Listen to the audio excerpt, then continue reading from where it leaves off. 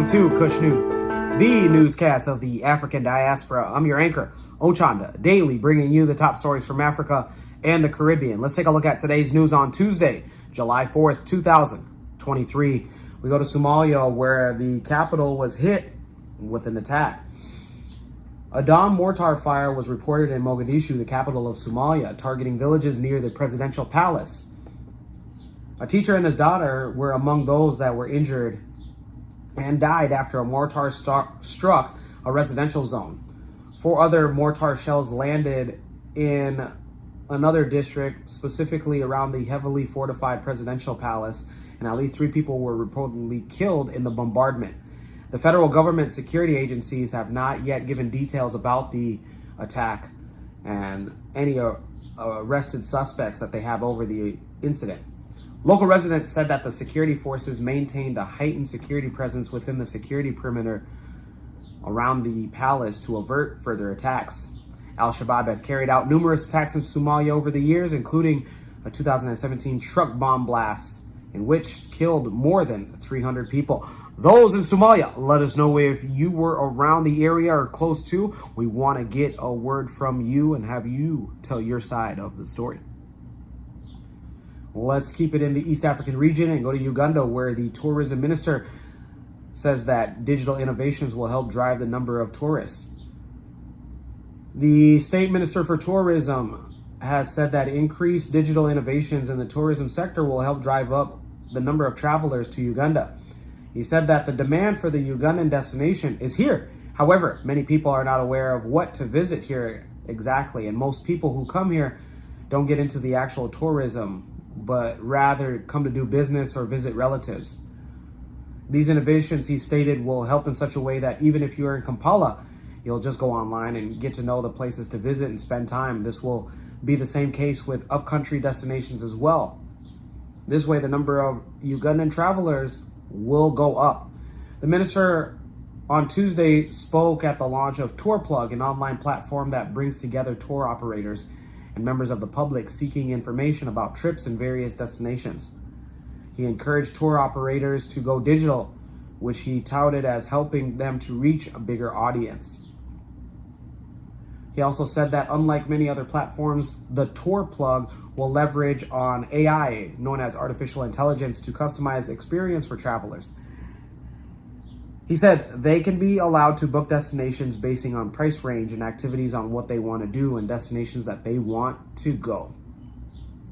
Those in Uganda, let us know on your excitement about a new online platform that has individuals going online to seek destinations. Well, let's go to West Africa, where Senegal's president has made a call on his presidential bid.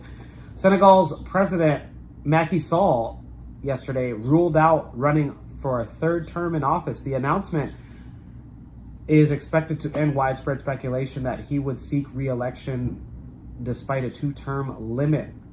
Uncertainty about the president's intentions has led to a year of unrest and also occasional violent protests.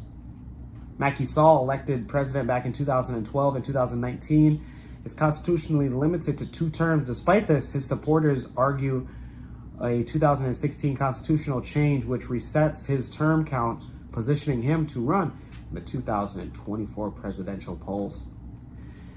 Those in Senegal, let us know on if you support the president running for a 3rd term or if you're against it. We want to hear directly from you. Now let's go to Southern Africa, where Namibia's having a French university return human remains.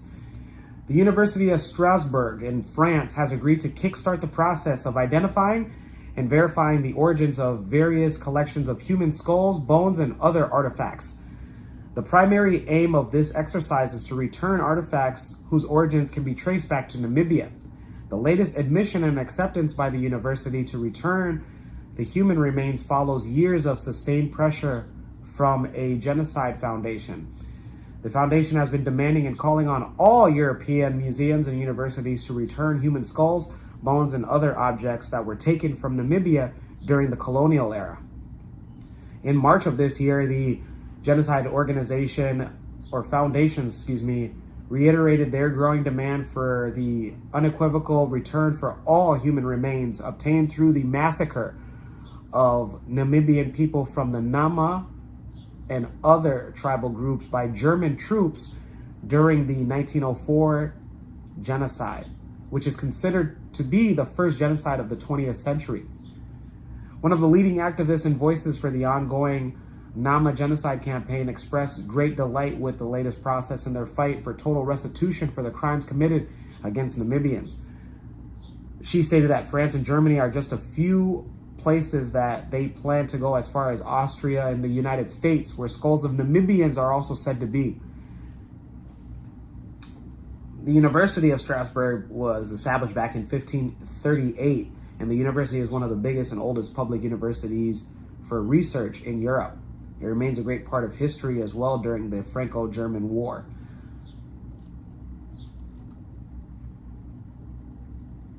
The University of Strasbourg has over 110 human artifacts, skulls, and bones. In its collection, there were obtained during the Germans' colonization of Africa during the 19th and 20th centuries. Bones and skulls were taken from Burundi, Rwanda, Tanzania, Namibia, Ghana, Togo, Cameroon, and Mozambique. In the last 5 years, says a individual from the university, says that they've taken important work to find out what exactly happened within the walls of the university when the Nazis were there during the Third Reich. They also stated that they have traces in that period in our collections. So if we want to write a truthful history with our university, we need to not only face the period of the Third Reich, but we also need to look at other periods as well.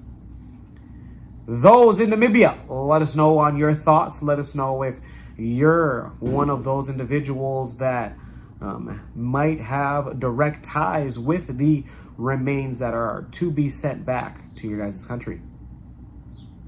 Let's go to the Caribbean and end it there. And let's go to Dominica, where the Prime Minister is looking to have travel freely between the Caribbean. Dominican Prime Minister Roosevelt Skerritt wants to revive the single domestic space, which allowed citizens of the Caribbean community to travel freely between the countries. Prime Minister Skerritt, who is also a chairman of CARICOM, made the plea of travel in his address of yesterday's opening of the 45th regular meeting of CARICOM. He stated, "What is really preventing us from reviving the single domestic space that once allowed our citizens to travel freely across this region? We have already tried and tested the Advanced Passenger Information System, known as APIS, which allows immigration and security personnel in each of our countries full access to the details of every passenger aboard an aircraft or ferry. It's time to make an intra-region travel a joyful experience rather than a hassle." The Prime Minister also said that the implementation of the Agency for Crime and Security Systems and the Regional Security System would assist member states to prevent illegal migrants and transnational criminals from entering their jurisdictions. He also wants CARICOM leaders to show political will and expand their categories for free movement of skilled workers. Prime Minister Skerritt said that the region's efforts to reduce the food import bill, which stands at over $5 billion by 25% of 2025, depends heavily on a reliable and hassle-free intra-regional transportation network.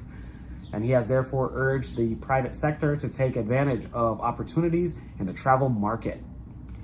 Those in Dominica, let us know if you stand behind your guys' Prime Minister's statements on free travel within the Caribbean. Let's end it with the CARICOM marking its 50th anniversary. Caribbean community leaders have said that despite their challenges, their union remains strong. Today, CARICOM marks its 50th year since signing the Treaty of Chaguaramas by the leaders of Barbados, Jamaica, Guyana, and Trinidad and Tobago. At the opening of the 45th regular meeting of CARICOM heads of government in Port-au-Prince yesterday, Trinidad and Tobago's Prime Minister Keith Rowley said that the integration of movement has not only survived, but it has thrived, expanded, and flourished. He also stated that those early steps taken in Trinidad and Tobago has led us beyond what the naysayers and doomsayers were certain that would have been a short lifespan. Reflecting on what CARICOM could have achieved if member states moved forward and became a country, Rowley remembered the famous words uttered by the Trinidadian Prime Minister Eric Williams: 1 from 10 leaves not. Rowley said that CARICOM is now a critical juncture as it's facing challenges that the founding fathers may have not foreseen. In opening statements, the CARICOM Secretary General, Dr. Carla Bennett, echoed Rowley's optimism for the future, and she highlighted that despite the global challenges, Caribbean people continue to endure and persevere in the face of adversity. CARICOM leaders have a packed schedule this week. Leaders will head to the Chaguaramas Convention Center for a commemorative flag raising ceremony. Following that event, they will return to their lodging in the Port of Spain, Trinidad and Tobago, for the 50th anniversary tributes event. Those in the Caribbean community, let us know your thoughts on the 50th year of CARICOM, and also to those heads of government, let us at Kush News say congratulations and happy 50th year. When we come back, we will have today's African proverb of the day. Don't go anywhere. What's going on? I'm MC Cadero, and I'm here at a graduation party. Double graduation party that I was booked for. That's right, you can also book me with 15 years experience. It's www.mccadero.com. See you soon.